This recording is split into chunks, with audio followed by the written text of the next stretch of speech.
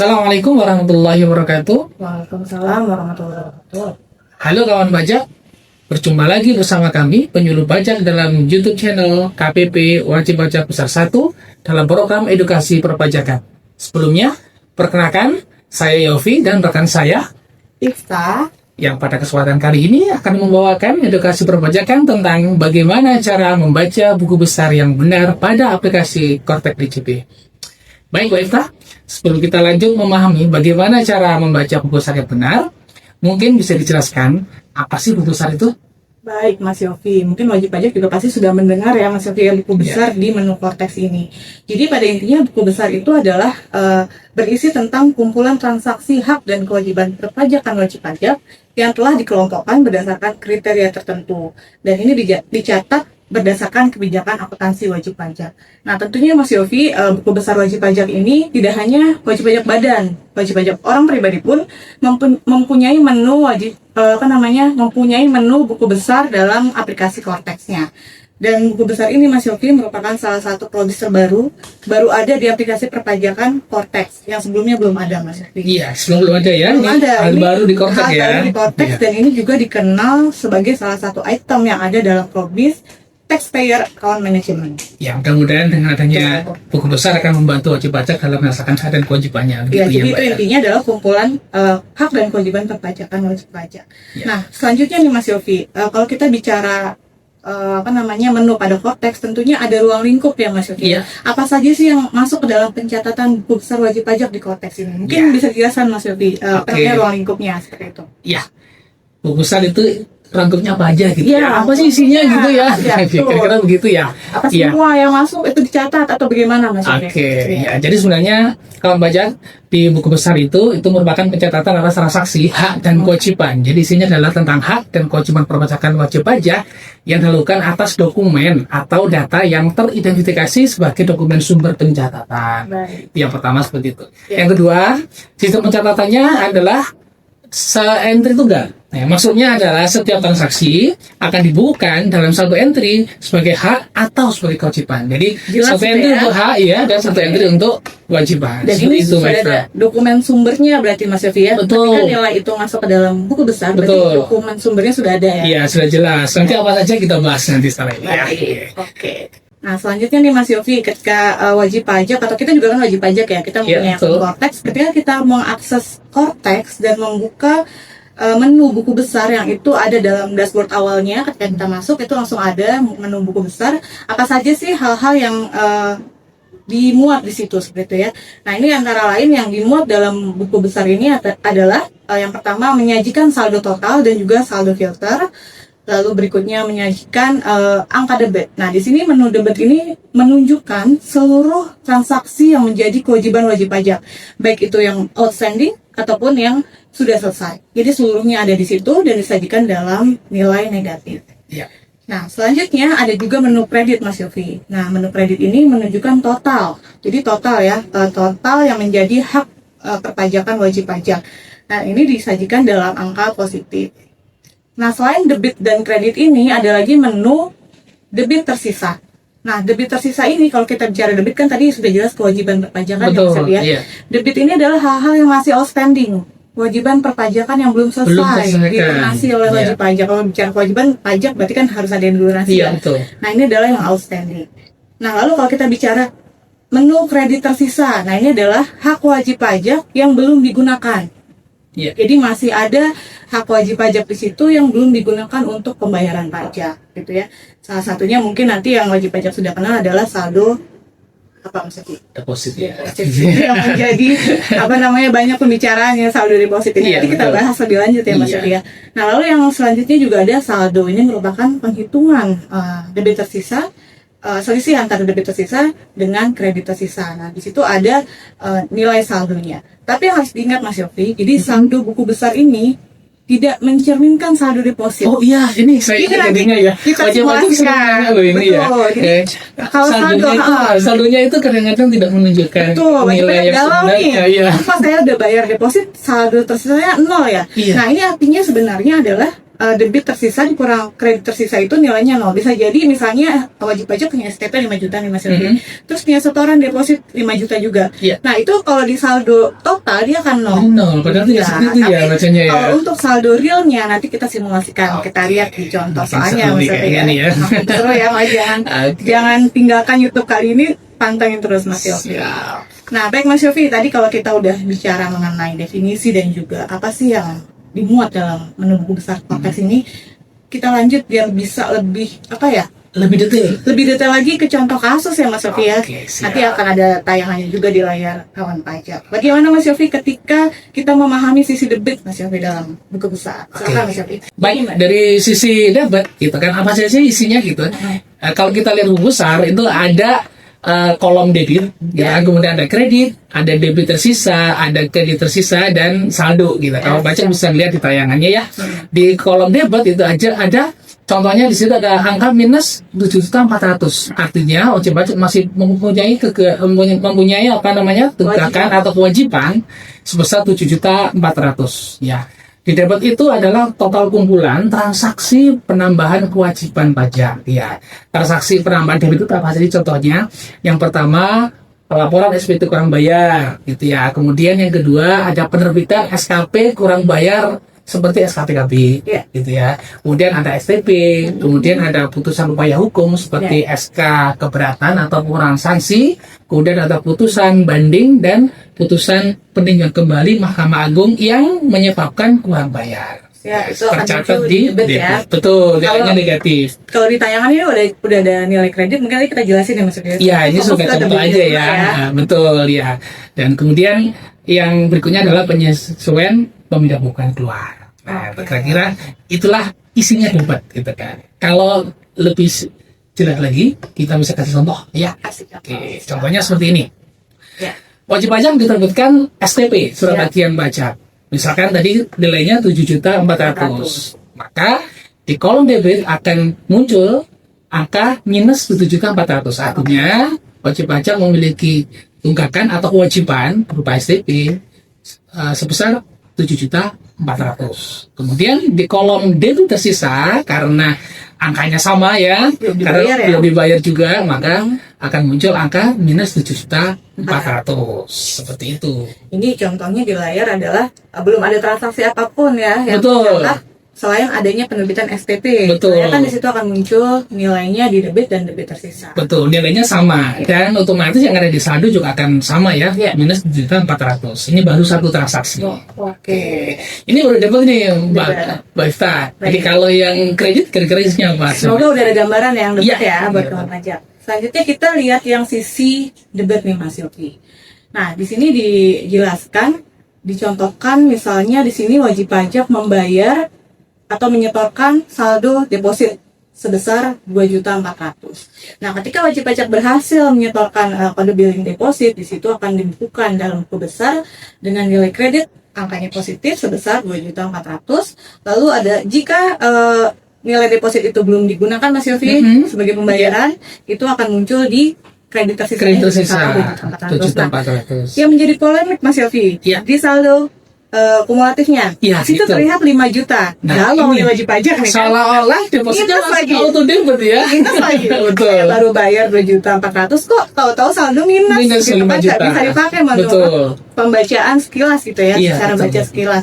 Nah, jadi sekali lagi diingatkan saldo dalam buku besar itu menggambarkan penjumlahan dari debit tersisa dengan kredit tersisa. Tapi ini sifatnya tidak auto debit Mas Yofi. Bahkan bisa saja kalau ini STP-nya juga 2.400.000, saldonya malah 0. Benar ya? Padahal ada deposit 2.400.000 ya. Betul. Nah, jadi intinya deposit ini dalam buku besar sifatnya tidak auto debit. Jadi wajib pajak jangan khawatir, kita melihatnya di kredit tersisanya aja untuk melihat saldo deposit ini. Nah, lalu juga kalau wajib pajak ingin melihat sebenarnya pergerakan arah angin pergerakan saldo depositnya gitu kan ya, tangguh gitu kok tinggal minus gitu kan. Sebenarnya kita bisa melihat dengan detail dengan melakukan terapkan filter pada detail buku besarnya. Lalu di filter berdasarkan KJS depositnya. Ya. Nanti di situ ada kolom nilai sisa. Nah, di situ adalah nilai sisa real deposit yang masih bisa digunakan oleh wajib pajak. Jadi jangan khawatir kalau jumlah di saldo akumulatif ini minus atau nol. Jangan khawatir dulu, Iya. lihat dulu printer sisanya, Betul. atau lihat dulu detail dari filter Depositnya. Ya, jadi tidak serta-merta ya dari Tidak saldo serta-merta. itu menunjukkan saldo saya tinggal Betul. segitu atau tiba-tiba Minus. nol atau minus kan begitu ya. Iya. Harus difilter dulu di depositnya. Iya, Ya, dengan KJS depositnya. deposit. Dengan KJS deposit nanti kita tampilkan juga bagaimana memfilter KJS depositnya. Jadi intinya deposit ini akan tetap utuh hingga dipindah bukukan oleh wajib pajak Mas Yofi Iya. untuk tujuan kewajiban pembayaran pajak. Betul. Jadi nggak ada ya istilah auto debit Nggak ada ya. istilah auto debit dalam deposit ini. Nah, tapi yang harus diperhatikan juga nih, kadang di wajib pajak itu role-nya banyak ya. Iya. Kadang dibayarkan deposit di Betul. role PPh 21 ternyata dipakai Dipakai oleh untuk- yang punya role PPE. Betul. Nah, itu makanya kita harus cross check lagi Iya. penggunaan deposit ini melalui filter tadi. Nah, itu tadi contoh kasus ketika sudah ada STP 7.400.000, lalu ada juga pembayaran deposit 7.400.000 Mas Yofi. Nah, Iya. contoh selanjutnya nih Mas Yofi, kita akan melihat juga ketika deposit ini digunakan untuk pembayaran. Nah, Gimana Mas ini. Yofi? Silakan. Bagaimana kalau deposit yang sudah kita isi tadi Iya. kita gunakan untuk membayar kewajiban? Iya. Contohnya untuk membayar SPP yang sebelumnya ya, Iya. yang 7.400.000. Bagaimana sih di buku besar itu disajikan gitu ya? Ketika kita membayar SPP yang 7.400.000 tadi dengan deposit yang 2.400.000, maka akan tampil di kolom debit. Itu akan menambah dari minus 7.400.000 ditambah 2.400.000 menjadi 9.800.000. Ya, Gitu. jadi debitnya dia Debitnya malah nambah Malah kan nambah, ya. ya. Kemudian yang berikutnya adalah di debit tersisa. Di debit tersisa di situ 5 juta. 5 juta itu dari mana sih?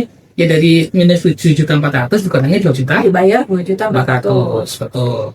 Kemudian di kolom kredit, nah akan tertera di situ angka 4.800.000. Nah, dari mana nih 4.800.000 ini ya? 4.800.000 itu dari kredit tersisa yang semula 2.500.000 ya kan, akan menambah di kredit gitu ya. Jadi menambah menjadi 4.400.000. Karena Sedangkan ada mutasi kredit. ya betul, ada Ditambahkan mutasi ya. kredit, betul, supaya balance kan begitu ya. Ya, maka kredit tersisa akan pindah ke kredit sejumlah 2.400.000 sehingga di kolom kredit akan muncul 4.800.000. Nah, sedangkan di saldo, di sini saldonya Mbak Iva kita lihat tuh, ada minus 5 juta. Ya. Minus 5 juta. 5 juta ini dari mana? Yaitu sisa SPP yang belum terbayar. Karena Termasuk SPP-nya tadi kredit, kan ya. betul minus 7.400.000, kita bayar 2.400.000, maka saldonya tinggal 5 juta. Nah, kredit tersisanya jadi nol ya Mas Yofi ya, karena sudah digunakan seluruhnya untuk membayar. Betul, ya. kredit tersisa ini 0 karena yang deposit tadi digunakan untuk membayar SPP-nya. Seperti itu. Jadi kalau nanti kita lihat hanya dari total saldonya minus 5 juta, ya, artinya masih punya kewajiban 5 juta. Sedangkan saldo untuk depositnya 0 Nol. karena sudah digunakan untuk membayar SPP. Baik, berikutnya Mbak Ista nih. Gimana sih cara filternya gitu ya? Oke, nah kalau tadi kan kita itu sebenarnya mengenai saldo atau deposit kredit saldo kredit tersisa itu kan langsung bisa ada di dashboard awalnya ya Mas. Iya, Ketika betul. Kita buka menu buku besar. Nah, bagaimana kita menyajikan penggunaan misalnya ya atau mutasi dari buku besar ini sendiri. Nah, jadi ketika wajib pajak masuk ke buku besar, nanti wajib pajak bisa melakukan filter pada tanggal transaksinya terlebih dahulu. Di sini di kolom ini akan kolom pajak dapat memilih Periode ya. periodenya dari tanggal dan bulannya, awalnya sampai kapan kira-kira wajib pajak ingin melihat seluruh transaksinya. Ya, tapi hanya 1 bulan kayaknya ya bisa Iya, ya. 1 bulan terakhir ya kalau Iya. bisa lihat ya, 1 bulan ke belakang dari hari ini jika pencarian dapat. Tapi kalau pakai tanggal dari awal tuh bisa semua Mas Yofi. Oh gitu. Makanya kita yang jadi kunci di awal ini adalah tanggal transaksinya di setting nih 1 Januari sampai misalnya 31 Juli. Nah, oke Mas Yofi, ketika wajib pajak sudah melakukan filter pada tanggal transaksi, lalu jangan lupa klik refresh, nanti akan keluar semua mutasi yang ada pada buku besar. Jika wajib pajak ingin melakukan filter kemudian, misalnya hanya ingin melihat mutasi depositnya, Iya. silakan lakukan filter lagi pada kolom KJS. Pasal 1618 ya, Iya. untuk deposit. Nanti akan terlihat di situ mutasi dari penggunaan deposit ini sendiri. Nah, selain itu, dalam buku besar ini wajib pajak bisa mengekspornya ke file Excel, juga PDF. Jadi bisa dicetak seperti itu. Nah, lalu jika wajib pajak ingin melihat, jadi kan seperti Mas Yofi jelaskan tadi di awal, pencatatan ini ada debit dan kreditnya kan, setiap transaksinya itu. Nah, jika wajib pajak ingin melihat detail dari masing-masing transaksi, wajib pajak bisa mengklik tombol detail, lalu nanti akan keluar di situ adalah debitnya kemana, kreditnya kemana. Dan dalam kolom referensi itu ada juga bukti PBK-nya, Mas Yofi. Kalau itu memang penggunaan deposit, dan itu bisa di-download tuh. Jadi bisa jadi bukti ya untuk wajib pajak jika memerlukan itu, misalnya untuk melakukan transaksi ataupun untuk keperluan ke kantor pajak. Iya. Ya, referensi itu menggambarkan bukti pembayaran. Dokumennya, iya. Oke, nah itu adalah cara melihat detail dari buku besar Mas Yofi. Nah, Mas Yofi, dalam kita tahu ya, WP ini membayar pajak nggak hanya rupiah, Mas Yofi. Mungkin Ada deposit yang juga dolar gitu ada. ya, Bagaimana manajemen mata uang dalam buku besar itu sendiri, Mas Yofi? Silakan Mas Yofi. Iya. Ya, kita mengenal adanya rekonsiliasi gitu ya, dan transaksi dalam mata uang asing dalam buku besar ini ya, di mana rekonsiliasi itu adalah transaksi hak dan kewajiban perpajakan oleh wajib pajak dilakukan secara otomatis dan near real time melalui penyandingan nomor transaksi. Jadi nanti wajib pajak ketika membayar, kemudian melakukan setoran deposit dan seterusnya, itu nanti akan tersaji secara near real time. Near itu berarti belum real time ya. Near. Hampir gitu ya. Hampir ya. Mesti ada pengembangan ya. Nanti mudah-mudahan selanjutnya kita bisa benar-benar real time. Kemudian untuk yang mata uang asing, transaksi hak dan kewajiban wajib pajak dalam mata uang asing dibukukan dan dijabarkan mata uang rupiah menggunakan kurs KMK pada tanggal transaksi. Gitu ya. Jadi dikurskan betul sesuai dengan kurs KMK pada tanggal transaksi. Ya. Jika pada saat rekonsiliasi terdapat perbedaan nih antara kurs keputusan Menteri Keuangan yang digunakan untuk penjabaran nilai transaksi ya atas hak dan nilai transaksi kewajiban, dilakukan penyesuaian kurs ya, ada sistem untuk menyesuaikan kurs KMK ya dalam detail transaksi mengikuti kurs induk transaksi hak atau kewajibannya. Seperti itu Mbak Isla kira-kira. Baik, jadi kalaupun misalnya setorannya dalam dolar, itu secara besar tetap rupiah ya Mas Yofi ya? Betul, nanti menggunakan kurs KMK. Jangan khawatir, wajib pajak tetap bisa menggunakan, kalau itu misalnya saldo deposit, tetap bisa menggunakan untuk pembayaran dolar. Ya, hanya pencatatan yang buku besar ini menggunakan mata uang rupiah sesuai tanggal transaksi, menyesuaikan KMK-nya. Betul. Oke, nah cukup menarik pembahasan mengenai cara membaca buku besar yang benar. Mudah-mudahan ini cukup jelas yang kita jelaskan ya Mas ya. Iya, mudah-mudahan. Baik, wajib pajak, demikianlah edukasi perpajakan mengenai bagaimana cara membaca buku besar yang benar pada aplikasi Cortex DJP. Semoga apa yang telah kami sampaikan dapat menambah wawasan, juga pemahaman perpajakan bagi kawan pajak semua. Dan juga jangan lupa saksikan program edukasi perpajakan melalui YouTube channel KPP Wajib Pajak Besar 1. Sampai jumpa lagi pada kesempatan edukasi di lain waktu. Sekian. Wassalamualaikum warahmatullahi wabarakatuh.